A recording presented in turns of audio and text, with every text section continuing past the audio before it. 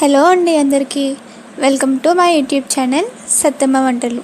So ఈరోజు mutton biryani ఎలా చేసుకోవాలో చూడబోతున్నామండి. సో ఈజీగా ఎవరైనా సరే చేసేసుకోవచ్చు, బిగినర్స్ కూడా చేసుకోవచ్చు, అంత ఈజీగా ఉంటుంది ప్రాసెస్ అనేది. ఓకేనా? సో ఫస్ట్ అయితే ఒక ముగ్గుడు పెట్టేసుకుందాం. ముగ్గుడు పెట్టేసుకొని దీంట్లో మనం ఆయిల్ వేసేసుకున్నాము. ఆయిల్ కాస్త వేడెక్కనిద్దాము.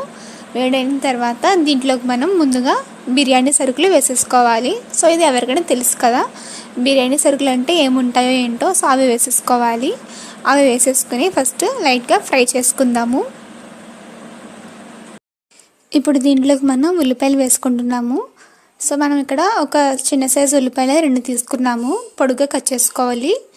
అలానే ఒక టమాటా చిన్న చిన్నగా కట్ చేసుకున్నాం, ఇంకా పచ్చిమిర్చి. సో ఇలాగే ఇవన్నీ కూడా కట్ చేసుకొని వేసేసుకోవాలి. అయితే మనం ఇప్పుడు ఫస్ట్ మటన్ కర్రీ చేసుకుంటున్నాము. సో మనం ఉల్లిపాయలు టమాటాలు ఇవన్నీ కూడా వేసేసుకొని చక్కగా మగ్గించుకోవాలి, అంతా కూడా చక్కగా వేయించుకోవాలి. సో ఇప్పుడు మనకి ఫస్ట్ అయితే మటన్ కర్రీలాగా చేసేసుకుంటాం మనం, కొంచెం గ్రేవీ వచ్చేలాగా. సో దాని తర్వాత బిర్యానీ ప్రాసెస్ అనేది స్టార్ట్ అవుతుంది అనమాట. సో ఫస్ట్ అయితే ఇవి మగ్గనివ్వాలి. చూస్తున్నారు కదా, ఇలా మగ్గుతూ ఉన్నాయి. సో ఇప్పుడు దీంట్లోకి మనం కరివేపాకు, కొత్తిమీర వేసుకున్నాము. సో ఇవి మనం ఫైనల్గా బిర్యానీ చేసుకున్నప్పుడు వేసుకుంటాము, అలానే ఇప్పుడు కూడా వేసుకుంటున్నాము. కావాలనుకుంటే ఇంకాస్త వేసుకోవచ్చు, బట్ నేను కొంచెమే వేసుకున్నాను. అలానే ఇప్పుడు దీంట్లోకి అల్లం వెల్లుల్లి పేస్ట్ 1 స్పూన్ వేసుకుంటే సరిపోతుంది. వేసుకొని ఒకసారి అలా కలిపేసుకుందాము. ఆ పచ్చిదనం పోయేంత వరకు వేయించేసుకుందాము. ఇప్పుడు దీంట్లోకి కాస్తంత పుదీనా కూడా వేసుకున్నాము. సో పుదీనా కూడా వేసుకొని అంతా ఒకసారి కలిపేసుకుందాం. సో ఇప్పుడైతే మనం దీంట్లోకి మటన్ వేసేసుకుందాము. సో మటన్ వచ్చేసి జస్ట్ ఒక 100 రూపీస్ మటన్ తీసుకొచ్చాను నేనే అనమాట. సో అంటే ఓన్లీ నాకు మా అమ్మకి, సో అందుకని ఇంత అయితే సరిపోతుంది కదా అని చెప్పి జస్ట్ 100 రూపీస్ మటన్ తెచ్చుకున్నాము. క్వాంటిటీ సరిగ్గా కనిపించకపోవచ్చు తక్కువ తెచ్చుకోవడం వల్ల. సో ఇప్పుడైతే దీంట్లోకి మటన్ వేసేసుకున్నాము. అలానే దీంట్లోకి కాస్తంత పసుపు కూడా వేసేసుకోవాలి. పసుపు కూడా వేసేసుకుని అంతా ఒకసారి కలిపేసుకుందాం. ఇప్పుడు ఇలా కలిపేసుకొని మూత పెట్టేసి ఒక 5 నిమిషాలు ఉండనిద్దాం. సో దాని తర్వాత దీంట్లో మనం కారం కూడా వేసేసుకుందాం. సో కారం అయితే మీకు ఎంత కావాలంటే అంత, మీరు స్పైసీ తినగలిగితే కొంచెం వేసుకోవచ్చు, లేదంటే కొంచెం వేసుకున్నా సరిపోతుంది. సో ఇప్పుడు మనం కారం వేసుకున్నాము, అలానే బిర్యానీ మసాలా కూడా వేసుకున్నాము. జస్ట్ కొంచెం వేసుకున్నాము, 1 స్పూన్ వేసుకున్నాము అంతే. సో అలాగే వేసుకొని అంతా ఒకసారి కలిపేసుకుందాము. కారం వేసేసుకున్నాము, అలానే ఉప్పు కూడా వేసేసుకుందాము. సో ఉప్పు అయితే మనం ఈ మటన్ వేసుకున్నాం కదా, ఈ మటన్ కర్రీకి మాత్రమే ఉప్పు చూసుకొని వేసేసుకోవాలి. అలానే ఇప్పుడు దీంట్లోకి మనం పెరుగు అయితే వేసుకుంటున్నాము. పెరుగుని బాగా బీట్ చేసుకొని గడ్డలు లేకుండా అది దీంట్లోకి వేసేసుకున్నాము. వేసుకొని అంతా ఒకసారి కలిపేసుకుందాము. సో ఆ పెరుగు తీసుకునే గిన్నెలోనే ఇంకొంచెం నీళ్ళు వేసుకొని అవి వేసేసుకొని ఒకసారి కలిపేసుకుందాము. సో మటన్ ఉడకడానికి చాలా టైం పడుతుంది. సో ఇప్పుడు మనం పెరుగు వేసేసుకున్నాము, అలానే దీంట్లోకి తగినంత వాటర్ కూడా వేసేసుకోవాలి. అంటే మనం మటన్ ఉడికినవ్వాలి కదా. సో మటన్ ఉడికేంత వరకు మనం వెయిట్ చేయాలి ఇప్పుడైతే. సో ఫస్ట్ దీంట్లోకి మనం కావాల్సినంత నీళ్ళు వేసేసుకొని మూత పెట్టేసి ఉడికించుకోవాలి. అది ఆల్మోస్ట్ ఉడికిపోయిన తర్వాత మనం దీంట్లోకి మసాలా వేసుకున్నాము, 1 స్పూన్ అంతా వేసేసుకొని ఒకసారి కలిపేసి ఒక 5 నిమిషాలు ఉంచి చక్కగా దానికి థిక్ గ్రేవీ లాగా అవుతుంది. సో అప్పుడు మనం గ్యాస్ కట్టేసుకోవడమే, కర్రీ అనేది రెడీ అయిపోయినట్టే.